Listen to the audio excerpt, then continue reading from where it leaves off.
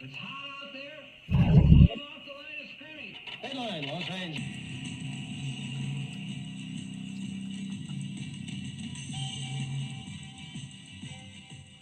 Live from the Ram Cave, I'm Joe Trosian, and this is RamView, the November 10th, 2025 edition, brought to you by Kistler Law Firm. Injured in an auto accident? Need help? Got questions? Call Kistler Law at 661-206-6990. That's Kistler Law at 661-206-6990. And check out KistlerLawFirm.com. That's one word. KistlerLawFirm.com. Kistler Law, they've been fighting for you since 92. And Temple City Auto Repair, having some auto issues? Get yourself some John and Henry at TempleCityAutoRepair.com. And new friend of the show, sports ball games. Make game day funner for you and your crew. Play sports ball, playing for a hill of beans or just jelly beans. Join sports ball games. All right, so we were on this morning. We did a little breakdown of the game, and we were happy, right? Everyone's happy. Rams won. Everyone's feeling confident. They did what we expected them to do, right? They didn't mess around. They just came out and took care of business, which was a really cool thing to see this Ram team do. I also think that it's a little misleading. I know the 49ers scored 26 points, but I don't think another opponent would have gotten to within a touchdown. I think it's because of familiarity. I think it's because Shanahan did make some really good calls there. Mac Jones played really well. And playing a division opponent, I think that played really well in the 49ers' hands in the sense that allowed them to adjust and get on the board. I don't think another opponent would have been able to do that. And so the defense doesn't have to take any backseat to this. Couple of questions about the defense, though, that we should have. But as for right now, everybody in the KBM is declaring the Rams Super Bowl contenders. Isn't that amazing, right? Right? I think we can see that while they're playing well as Ram fans, there's still a lot of room for a growth. Do you really think the Rams have played their best football yet? Rams haven't come close to playing their best football. And I know I left myself off there. There we go. Rams haven't thank you, ESG. There we go. But yes, I left my graphic up. This whole new system here, the kid still needs a producer. The Rams are not even close to playing their best ball. Not even close. And so it's pretty exciting to see where this team can go. And how they are addressing their issues. And then again, I posted this morning. I really enjoyed it. Was adapt, improvise, and overcome. Right? Give it up for Sean McVay. Sean McVay worries us a lot sometimes. I think he overthinks in critical situations. But in terms of planning an invasion or defending the home turf from an enemy horde, I don't think there's a better strategist in the NFL than McVay. This is the guy that improvises and adapts, and next thing you know, we're running 13 personnel and overcoming. 13 personnel is fully operational. Everyone is all over it in the KBM. 30 of the 67 snaps yesterday were in 13 personnel. And in the last 3 weeks, the Rams have scored 35, 34, and 42 points. They're averaging 37 points a game the last 3 weeks, and a lot of red zone angst have gone away. So that's a positive. Kyron and Corum looked great. They looked really good hitting the line. Looked like they're running with confidence. Looked like that game against Frisco, while we didn't want to lose it, might have been the wake-up call they needed. Bad news for Jarquez Hunter, though. I don't think he's going to see the field this year and such. But against a weak defensive opponent, the offensive line did their job. And this is something else that we need to appreciate here.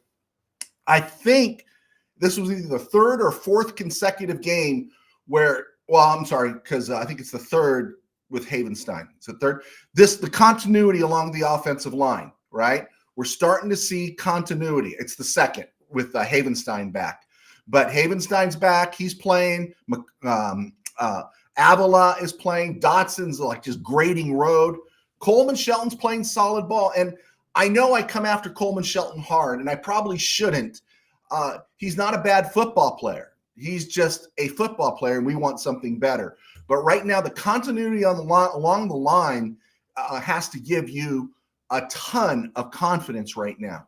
The only thing I'm not confident about right now is the health of the wide receiver room. Atwell's already on the IR. You saw Adams yesterday on a play where he wasn't hit, just running out of play, faux blocking there. He tweaks his back. They say it's his oblique without getting touched, and that makes you a little nervous. They said he could go back in the game, but that's how quick it changes. And as I've always argued, Puka Nacua is one play away from the Blue Tent. So that has me concerned. That means their top three guys are out. Whittington, if you've noticed, has kind of taken a little step back. Mumfield's getting snaps. Xavier Smith's getting snaps. But that's where you needed that third guy as a wide receiver. And I think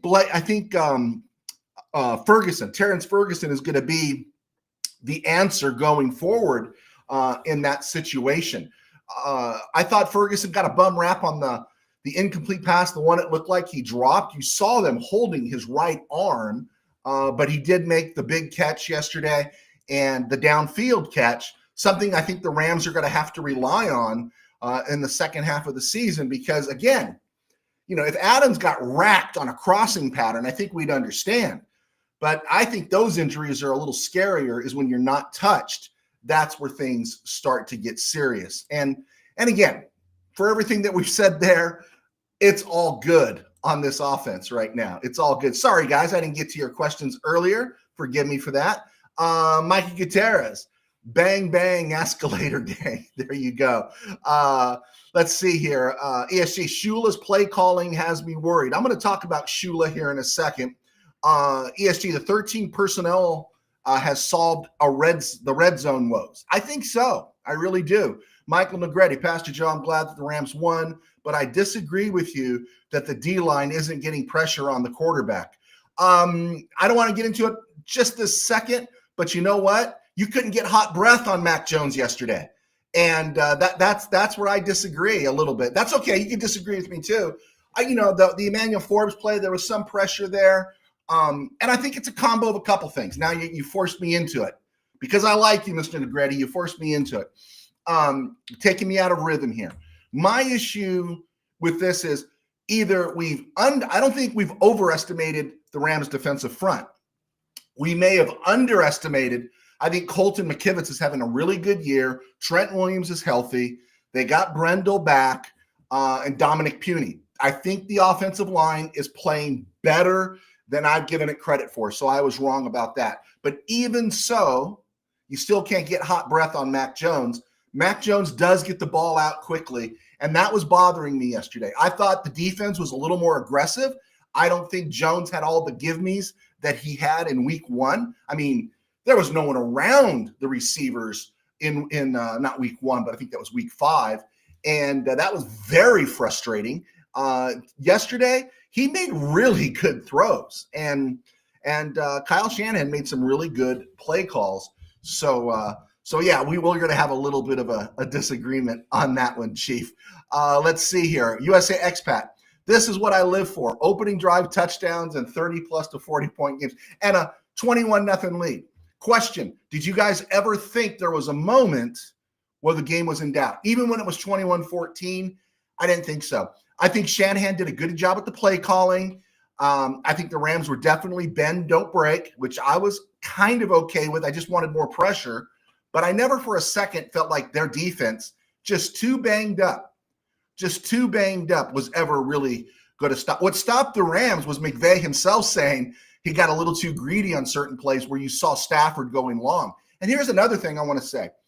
Do you think Stafford's confidence in Terrence Ferguson is building? Because he's throwing to him when he's in double coverage, right? He's going to him, and that bespeaks of a lot of confidence. ESG, Devontae injured yesterday shows you never have enough wide receivers. Amen, brother. Michael Negretti, Pastor Joe, Snead doesn't resign. Snead doesn't resign Landman. He should be fired. End of conversation. That's just no. I don't want to get rid of Landman either. But that's a philosophy that the Rams have laid down, and it's going to be interesting again to see how it plays out. He had that other peanut punch, and I thought that was the 4th one he knocked out this year. And I've heard the KBM repeating 3. I think I saw 4 this year. The Rams screen game is back, USA expat. ESG special team was good yesterday. They even had a blocked extra point. But did you see Sky Moore on some of those punt returns? Makes you a little nervous, right? Makes you a little nervous. I still think Chase Blackburn might be collecting unemployment checks with Brian Dable real soon. Bill from Philly. Odell Beckham could be a nice third target at wide receiver. Yeah, I don't know, right? The Bills today signed McCole Hardman, right? He's doing the MVS, the Marquez Valdez-Scantling circuit around the NFL. Super Bowl titles with the Chiefs and then bouncing around until the Chiefs bring them both back at different times. But the Bills just signed McCole Hardman. If anyone thought OBJ had any gas, wouldn't they go after OBJ? I'm just thinking that party is over. That's just me. If I'm wrong, I'm happy to be wrong. Mikey Gutierrez, the turnovers made up for the lack of a pass rush. 2 straight turnovers for Landman and Forbes, respectively. Yeah. Who do I have room to do my victory lap on Emmanuel Forbes? He's played really well the last 3 weeks. ESG, I know that they say that Jones gets rid of the ball quick, but there were plays where he had a long time to throw. Yeah, it's true. There were plays. Yeah, there were times, and I'm like, come on, can't we get to him? Can't we get some hot breath on him? Let's see, Pastor Joe, you read my first message wrong. I agree with you. Oh, okay. I'll go back and look at that. Let's see. ESG's Chargers destroy the Steelers without Joe Alt. I took the Steelers. I did. And Steeler fan Rob in Missouri is awfully quiet today. Bill, we seem to go into a bubble when we have a 2-touchdown lead. We cannot come with the big sack late in games in the playoffs when it's harder to score. We are going to need sacks late in games. And again, I think what we're seeing there is that's exactly what we see watching the team every week, following the team every day, is where the KBM misses it, where we see this team has a lot of room to be better. And I'm positive, McVay and the coaching staff see it as well. So that's really cool. So when you hear things like the KBM say, hey, the Rams are peaking right now. Well, I don't want to peak in week 10. I want to peak in week 19, the first round of the playoffs or something, and such. So we can see there's room for this team to get better. And I got to believe guys like Jared Verse and Byron Young, they want to eat, right? They want to eat, and they didn't get to eat this week. So I'm sure they're a little hungry. Good call there, Bill. Ron Reese, hey, Joe, do you think the Rams are passing too much more than running the ball? I thought there was a nice balance. I really thought there was a nice balance, and I'm glad that 49er defense is a mess. It's just too banged up. But I was glad they kept pounding the ball as well. I thought they mixed it really, really well. That was just my opinion. Let's see. USA Expat, pass rush juice on ice until we play the Seahawks. Okay. All right. I'm going to go back and look at that, Mr. Negretti. Let me see.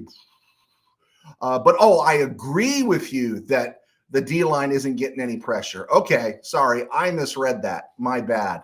Okay, cool. Couple of things I wanted to share here. Harrison Mevis, I'm holding back the comment that Mevis is a butthead until he misses his first kick. 3 right down the pipe, 3 extra points. Not 3 extra points, 6 extra points right down the pipe. That was kind of a new thing for the Rams this year. And I read today the Rams put Alex Ward, longtime long snapper, 2.5 years. He played in 38 games for the Rams. They put Alex Ward in the street because Jake McQuaid is back. So big shakeups there, and the Rams made the moves to make things right. So that was good to see. Also, is Willie Bowen out there? Does anybody know if Willie Bowen's watching? Because Willie, I got a present for you. Willie, everyone let Willie know I want to introduce him to his new fullback. Willie Bowen, for 2 years, has been screaming for the Rams to have a fullback. There's your fullback. He's a little bit too pretty to be a fullback. That's because his trade position is at tight end. But did you see how often Davis Allen was in the backfield yesterday? lined up at fullback, right? Lined up at fullback. Willie Bowen, behold your fullback. Doesn't that make you feel good as Ram fans? There you go. You got your fullback. Let's see. Mike Gutierrez, Mevis and McQuaid. Ooh, looked good. I hope we can we see Mevis on kickoff since Evans' kicks were mostly touchbacks. I imagine, do you ever get the feeling that was by design? That was just like, hey, man, I don't want to deal with this stuff today. We'll give it to them at the 35. We should have the superior defense. We don't want to mess around, right? That was my thinking on that one. All right, we were going to talk defense. We already got there. You guys dragged me into it. Mac Jones getting rid of the ball quick, their offensive line being better. But yeah, it is a little bothersome. I want to see some heat on the quarterback. And right now, that's going to be an interesting game next week because I've underrated the Seahawks offensive line. I'm not crazy about the Seahawks offensive line. Rams have played them before. Very same people. Byron Young, Jared Verse, same guys out there. Charles Cross, same guys out there. And we blew them up. And I want to see us blow them up next week. That should be a good game, but I'm feeling really confident about the Rams right now. Let me ask you this really quick, too. Well, like I said, Mac Jones, you guys said, I don't know who said it. Was it ESG or was it Bill? You didn't like Shula's calling of the defense. I thought there were fewer give-me's. I really did. I thought there were fewer. I thought the passes they completed upfield a little bit were more contested, that they just made really good catches. They were I heard people trying to give shade to Cam Curl. Did you see some of the catches George Kittle made yesterday? I don't know if you could fault a guy for that. But I thought they came up. They came up and they pressed the guys a little bit, so nothing was easy. And they were right there, and there were no really big yaks there. So I thought they did a good job. I thought they adjusted a little bit. Again, we all wanted more pressure on the quarterback. The 49ers were 3 of 8 on third down. I can't remember. Does anyone want to look up what their conversion rate was that Thursday night? I guarantee it was better than 3 of 8. And then they were 1 for 3 on fourth down, including that stop along the line. I think it was Byron Young that held the edge. If you remember Byron Young earlier, his first season and a half, one of his issues was that massive aggressiveness he had, and he would get torched holding the edge. He looked like Leonard Floyd holding the edge there. Really nice job dragging, making sure Christian McCaffrey went down. And so those were big deals there. So I was much more appreciative of the defense. It was really good having Darius Williams back. So you have this depth of Williams and Durant and Forbes and you got McCreary there who hasn't seen much action, but you've got some depth. I saw Josh Wallace play a little bit.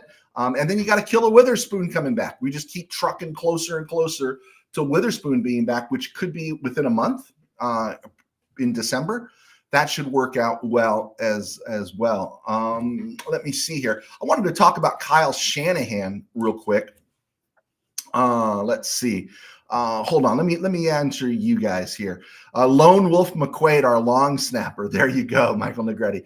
The M&M boys, Mevis and McQuaid. Let's see. ESG McBay is making the fullback sexy again. There you go. Kittle made some nice catches. USA expat. Too bad fans had already went home. There were a lot of empty seats there. Pretty expensive to live up there in the Bay Area. Of course, that's Santa Clara. Bill, if the Eagles lose tonight and we beat the Seahawks on Sunday, we could be looking at being the top seed in the NFC. Yeah, look at this. The Packers look mortal. It's hard to have confidence in the Packers beating the Eagles. I think the Rams can beat the Eagles again. We beat them the first time, right? We just lost because we gave it away. But I think the Rams should be fine there. The Rams are going to beat the Lions if it's the way it is right now. Rams will beat the Lions at SoFi in a few weeks. So yeah, there's a really good shot. That would be awesome to get that first round bye in the playoffs. That would be really awesome. I wish we would blitz more on defense. Yeah, you never, they move Young, especially Verse around so much, you never know. And then usually Fisk, Turner, and these guys are able to get pressure, from their spots. So we haven't seen a corner blitz for a while or a safety blitz, right? It's been a while since Jalen McCullough went in on one of those things. So yeah, I maybe a little more creativity, maybe holding back something to maybe spring it on the Seahawks next week. That'll be fun to see. This is my thought about Kyle Shanahan, and I posted it. We talked about it a little bit this morning. His team's playing hard. I thought it was his play calling a lot that kept them quite a bit in the game yesterday. And so, and Mac Jones, right? Shanahan's resurrected Mac Jones, let alone the year Sam Darnold had with him, saved him. But his wide receiver room is lousy, right? We all know his wide receiver room is terrible. I think I said this morning, it looks like the West El Monte Poly wide receiver room, right? It's like, it's not going anywhere. But what I don't understand, see, McVay has the ability to say, oh man, 11 personnel and my receivers are banged up. I'm going to 13 personnel. Why doesn't the genius Kyle Shanahan, who everyone calls him a genius, how do you not have Brian Robinson on the field all the time? McCaffrey can catch passes. You can move him out in the slot. You could be creative with him. Why aren't McCaffrey and Brian Robinson on the field at the same time? I just don't get it. Make McCaffrey your Marcus, your Lenny Moore, your flanker guy, your wing guy. Give him his touches, on jet sweeps and in the occasional dive play. But I'm looking at this and I'm thinking, thank God. Thank goodness for the Rams, because if both of them were on the field, that would have been really dangerous. And then you have McCaffrey, Robinson, and Kittle to think about, right? I don't get it. If Kyle Shanahan's a super genius, why wouldn't you get that done? Did not understand that in the least. Let's see. Ken, US Expat. Falcons pick now sitting at 9. Oh, I had it at 10. Was there an adjustment? I saw it at 10 this morning. Let's see. Michael Negretti. Falcons pick is at 10. Okay. Falcons pick is at 10. Rams pick is at 24 right now. That's moving up really nice. That was a bad loss for the Falcons yesterday. A really bad loss. ESG. Moses Stafford emptied the Red Sea yesterday. He did empty the Red Sea, right? You know what Moses said at that moment, right? He says to the Israelites, not to go nerd on you guys, but he says, you see those Egyptians coming after you? You're never going to see them again, right? Wouldn't that be nice? Wouldn't that be nice if the next time the Rams face the 49ers, maybe there's a different head coach than Kyle Shanahan and they're in a rebuild, right? I think they are behind scale. I think they spent their money wrong and poorly. I think it's going to be the Seahawks.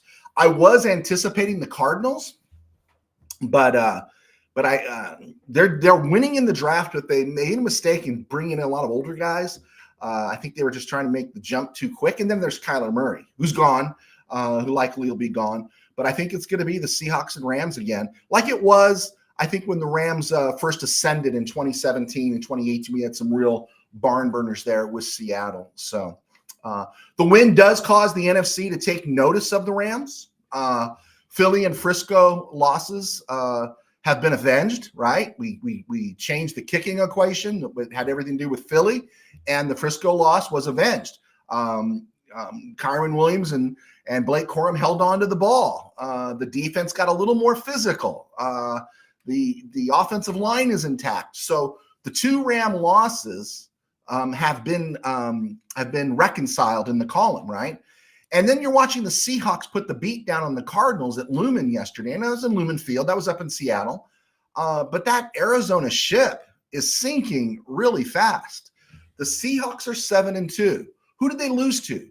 They lost to Fog City week 1 in Seattle when they had everybody still, pretty much. Frisco had everybody except Brandon Ayuk. They still don't have him back. And they lost against the Buccaneers. They lost to Tampa. Outside of that, who did they beat?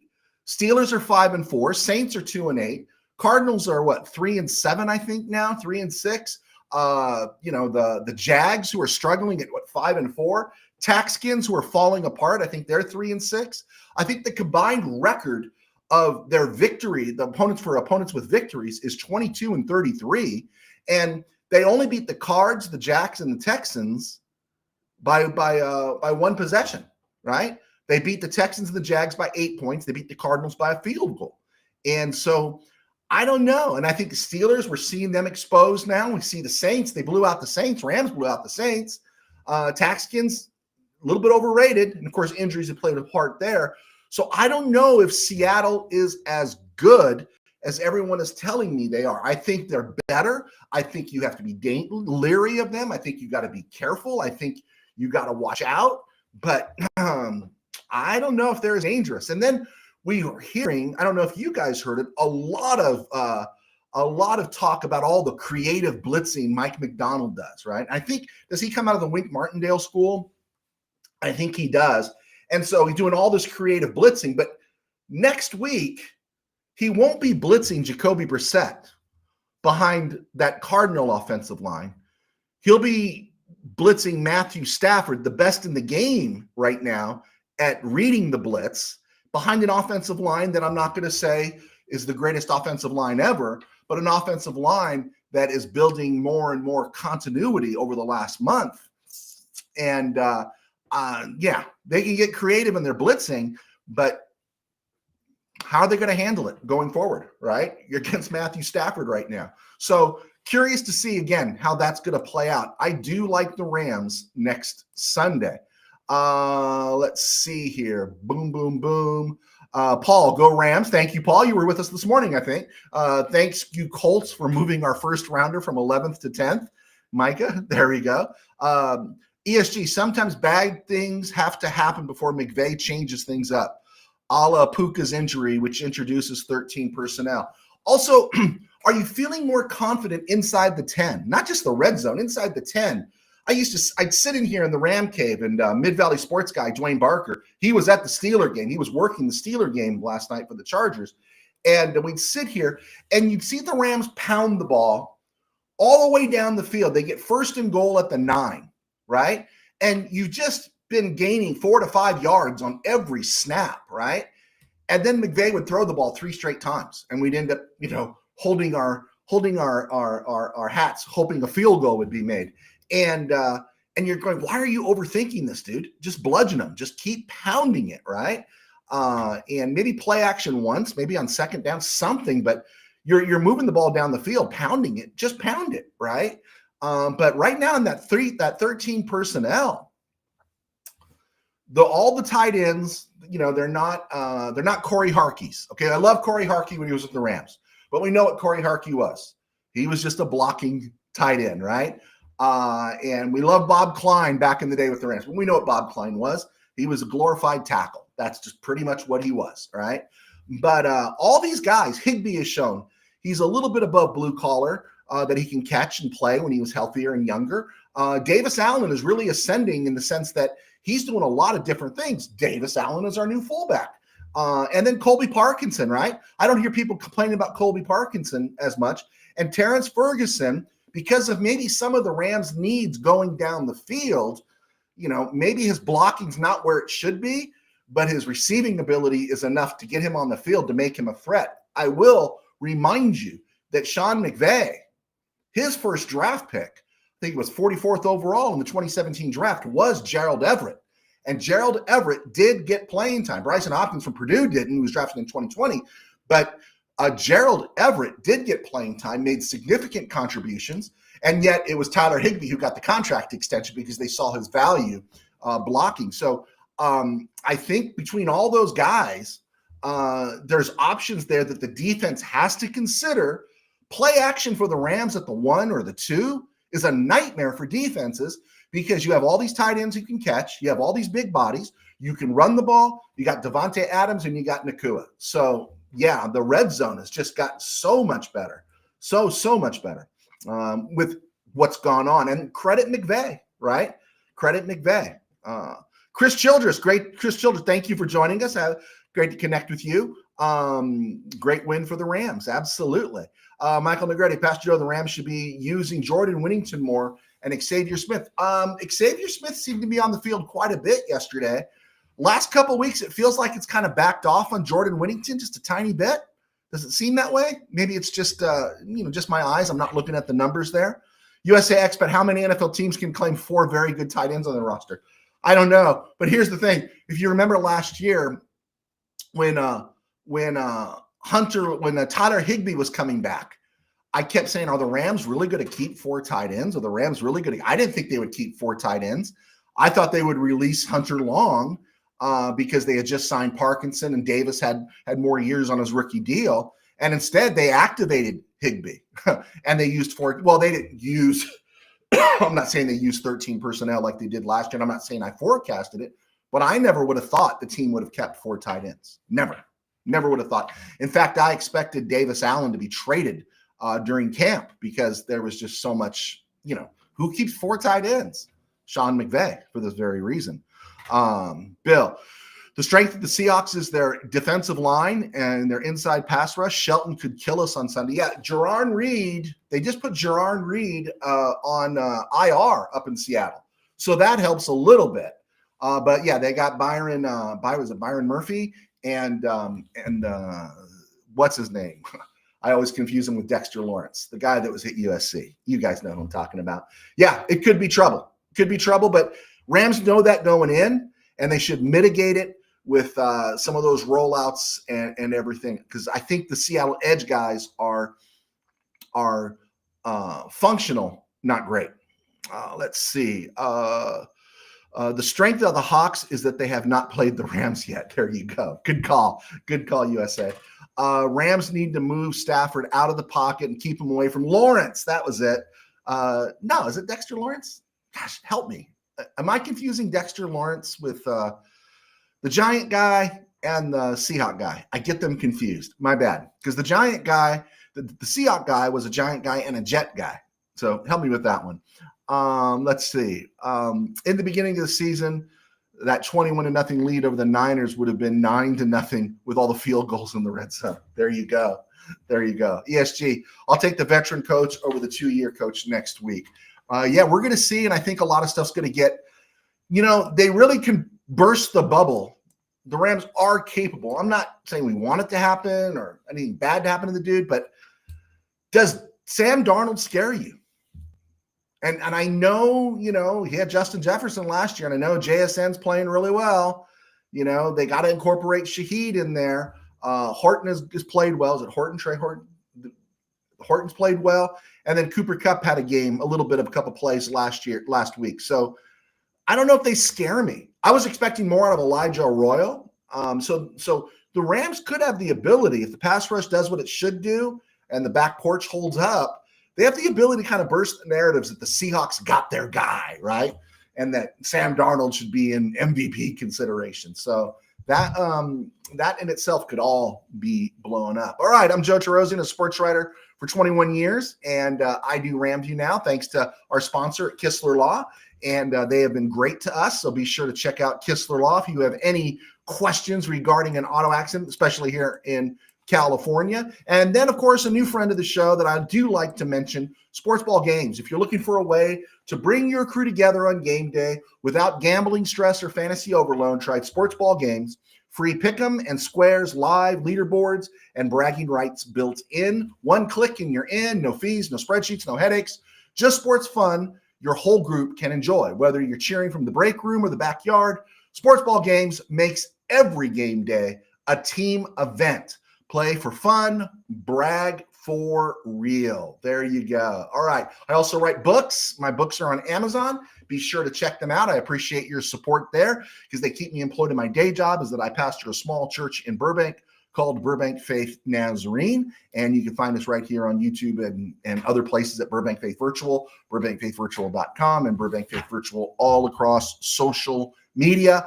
iHeart and Spotify are on hiatus for right now, trying to master this thing. I can't even get this thing down yet because I'm doing half the show and I still got graphics up for the ads. So I'm trying to settle this thing in here. So I appreciate all of your patience going forward. Okay, so Brian Daboll given the boot by the Giants. I like Daboll, but yeah, it happened. And I didn't think they would do it because of Jackson Dart, but I'm wondering if Daboll, kind of wore on the players' nerves a little bit. I expected more from the defense this year. They did have some injuries. They drafted Abdul Carter. They've got Brian Burns. They got Kayvon Thibodeau, And what else, right? They've done nothing else. Raiders lose Jackson Powers Johnson on the IR, high ankle. Looked like he might be done for the year. Eagles activate Nolan Smith. I'm wondering if he's playing tonight. Cardinals lose Zay Jones. He popped an Achilles. Joe Burrow designated for return. And legendary preseason. They come and they go, Hobbs. They come and they go. Legendary Rams preseason receiver, winner of the Nelson Spruce Award, Lance McCutcheon, was released by the Titans today. You get released by the Titans, right? You get released by the Titans. It's not a very good thing, not a very good day for you. Of course, the Bills signed McCole Hardman. Bill Stafford is in the 400 touchdown pass club. I think he's going to be in the 500 club. If he's in the 500 club, that means he's playing at least 2 more years. So that would be pretty cool. Rams 1d6. Packers or Eagles. I think I'm taking Eagles tonight. Yeah, I'm just going Eagles right now. That's what I'm thinking. I'm going Eagles. I don't trust the Packers 100%, and I don't trust Micah Parsons. Keep an eye on Micah Parsons. Big game, big stage. Now, if he gets a sack when his team is up 30-7, that's a Micah Parsons sack. If he gets a sack while his team is down 28-7, that's a Micah Parsons sack. I want to see a Micah Parsons sack when it's 16-13 and they're trying to keep the Eagles out of field goal range, right? Let's just see. But right now I am going with Philly. ESG, you get released from the Titans, it's a bad thing. You get traded from the Titans, it's the great thing. Does anyone remember Burt Blyleven? He was a pitcher. Great World Series in 87 with the Twins. Broke in with the Twins, I think, originally. Won the World Series with the Pirates in 79. Massive 12-6 curveball. And he got stuck in Cleveland. And whenever players would get traded, the GM would tell somebody, and Cleveland was really bad there in the late 70s, early 80s. And the Joe Charbonneau thing flamed out. I was a Cleveland Indian fan. I am not a Guardian fan, but I was a Cleveland Indian fan. And Blyleven would say, take me. And the Twins rescued him, and he pitched really well in that 87. Blyleven should be in the Hall of Fame. I think he's like 10 wins short of 300. And I really think they should waive that and get his butt in the Hall of Fame. He was a great pitcher. And when he was on, dude was on. So, sorry, I went another direction there, talking baseball. All right. Raiders at Broncos. I took the Broncos. Broncos won 10-7. I only went 8-5 this week. I didn't do very well. Everyone's out on Bo Nix. If Sean Payton's out on Bo Nix and he wants to send Bo Nix to the Rams for a song, I'll take Bo Nix. I'll take the flyer. Falcons at Colts in Berlin. Indy 31-25. Really bad loss for the Falcons. Watching Jonathan Taylor play in the replay, I forgot to breathe for 10 minutes. The dude was everything everyone said he was. I've always thought he was good. Yesterday, the dude was great. Saints at the Panthers. I took the Panthers, but I said the Saints could make it interesting. I was completely wrong. Saints won 17-7. How do you, as the Panthers, go win in Lambeau and then lose at home to the Saints?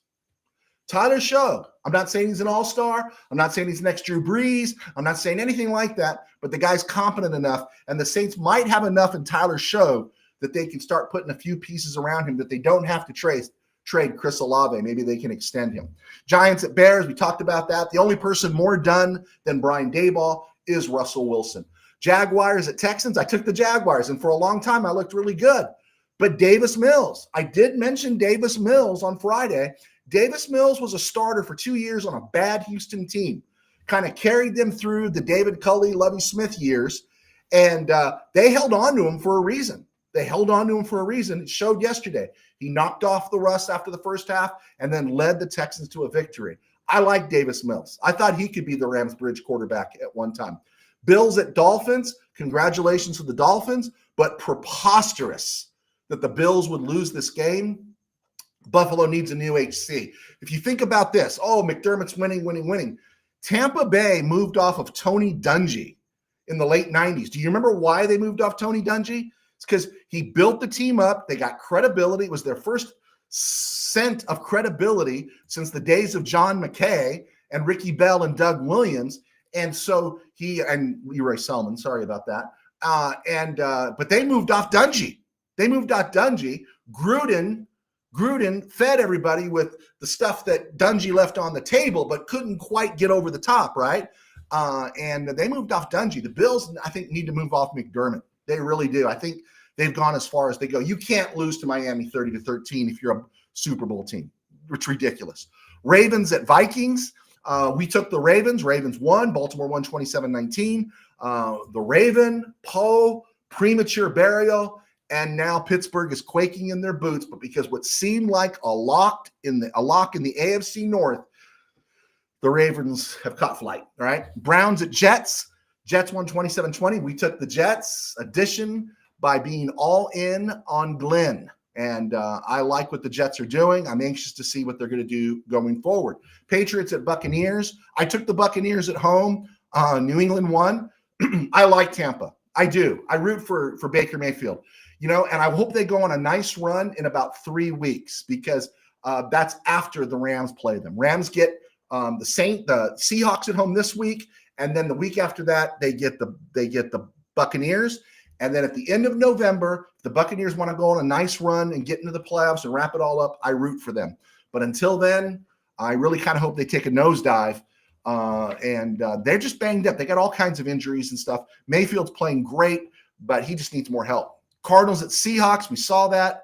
My question again goes back, do you really believe in Sam Darnold? Keep an eye on Jonathan Gannon because he could be on the hot seat. Rams 49ers, we talked about that one. I took the Rams. That was an easy one. Lions at Texans, I took the Lions. That was an easy one. Dan Campbell makes the adjustments, right? Dan Campbell's supposed to be the alpha male. Dan Campbell's supposed to be the guy that doesn't know how to think. Dan Campbell is the Neanderthal, as Colin Cowherd and the rest of the Kiss Butt media tried to paint him when he got hired. Dan Campbell sees things aren't right after that horrible game last week or 2 weeks ago, makes the adjustment, calls the plays. Detroit wins 44-22. Good for Dan Campbell. I find myself rooting for Dan Campbell a lot because I think the media roots against him. And then last night, all credit to Jim Harbaugh, right? All credit. He punches back against the Spanos curse. Everything going wrong. Nothing right. Everyone falling apart all around him. And him and Justin Herbert find a way. No tackles. The Steelers got 5 sacks, and I'm hearing from Steelers fan Rob about their 5 sacks, and he's blaming Aaron Rodgers. But where was the rest of that defense, right? Where was the rest of that defense? And then I couldn't believe they made this big deal that, the Steelers are moving Jalen Ramsey from corner to safety. If they were stupid enough to put Jalen Ramsey at corner, then they shouldn't be winning. Jalen Ramsey is not a frontline corner anymore. He can play it. He can spot here and there. Jalen Ramsey is a safety.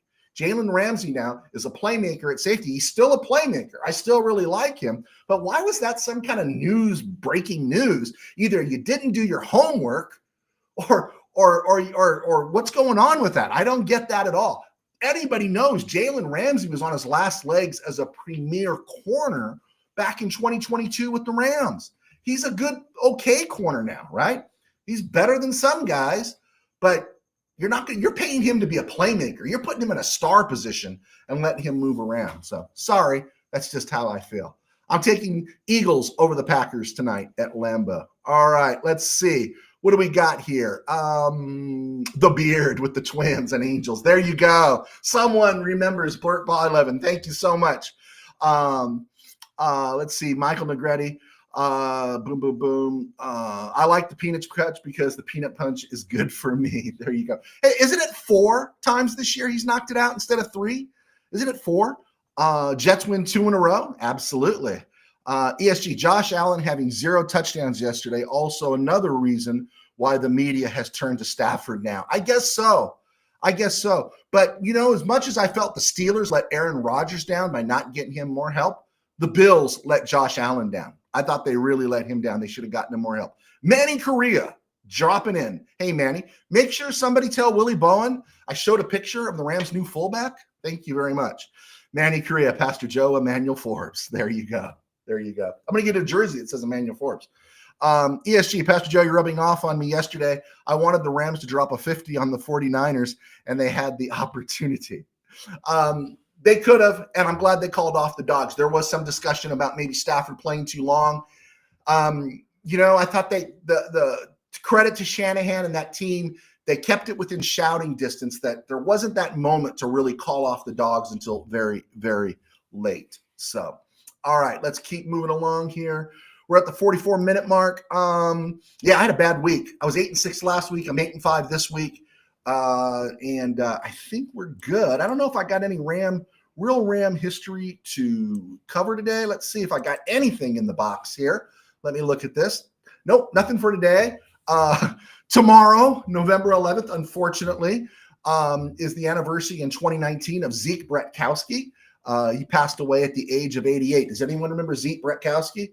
He was in the NFL from the mid-50s to 71. He was a coach for years, backup quarterback for the Rams. He was, how do you say it? He was the Chase Daniel of his time. Backed up Bart Starr for years in Green Bay, but he passed away. He went to Georgia. I think he was no, he would have been a couple of generations before Fran Tarkenton, but he went to the University of Georgia. Competent player, definitely not a starter. And then in 2020, former Ram Charles DeJournette died. Charles DeJournette was 68. He played defensive line for the Rams in the mid 80s. And he was a good rotational guy. Rams weren't great in the front there, but Charles DeJournette came in. This was a guy that played in the World Football League. And I think I read a couple stories. I think he played for the Southern California Sun. I was a big fan of the Southern California Sun. And Tony Adams, Kermit Johnson, James McAllister. It was a lot of fun. But they talked about how they'd get their checks handed out to them, and they would all race to the bank to make sure they were the first ones that cashed their checks because they were afraid there wasn't going to be any money in the account. Unfortunately, Charles DeJournette passed away. Tomorrow will be the 5-year anniversary of his passing away at the age of 68. All right. Real quick question here. Did anybody see Penn State, Indiana? Did anybody see Penn State, Indiana? Man, they're going to have to come up with a new definition for the Mendoza line. I've always struggled when they joke about the Mendoza line being batting 200. But do you know that Mario Mendoza, that backup Pirates shortstop, hit 215 for his career? So I've always asked, and I never get an answer, the Mendoza line should be 215, not 200. But Fernando Mendoza has created a new Mendoza line because he was amazing. Just when it looked like everything had gone right in Happy Valley, what a tough year. They gave up that lead. They came back. The Nittany Lions came back, and then Mendoza took him down the field. He just made every clutch throw you needed to make. And then that touchdown catch. That kid, we talked about, he slipped the Surly Bonds of earth, made the catch, and then had enough athleticism to make sure he got a toe down to secure that game. That was just an amazing, amazing game. How do you guys feel about Fernando Mendoza being your guy for the future? I would be all over that, but the better this kid plays, the less chance he's going to be around. I just hope for his sake he doesn't end up with the Jets. Let's see.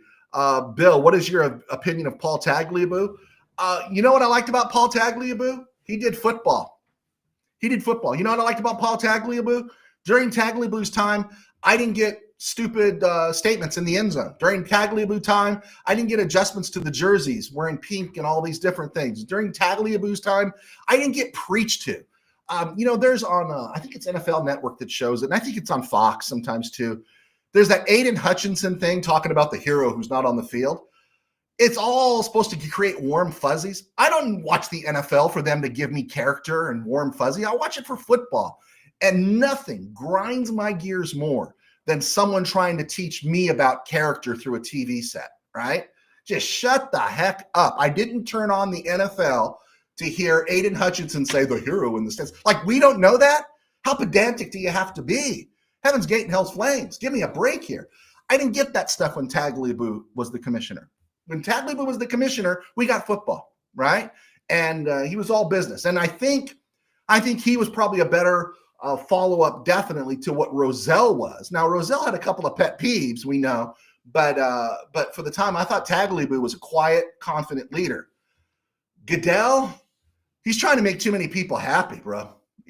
At a certain point, dude, you got to turn into Bowie Kuhn, right? Your commissioner should not be liked, right? Remember how much everyone hated Bowie Kuhn when he was the commissioner of baseball, right? You need to be hated because you make the hard decisions. And I don't know if Goodell's got the guts to do that. You know, honestly, I don't care about Bad Bunny. I always turn off the halftime show. I think it's ridiculous. It's stupid. It's whatever. I even missed the malfunction, the wardrobe malfunction, right? I think it was out getting something to eat back in the day. I don't care. But, you know, you got a fan base. And your fan base, the Super Bowl is a time to honor your fan base, not to have these stupid ideas of how can we reach more people. You're the freaking NFL.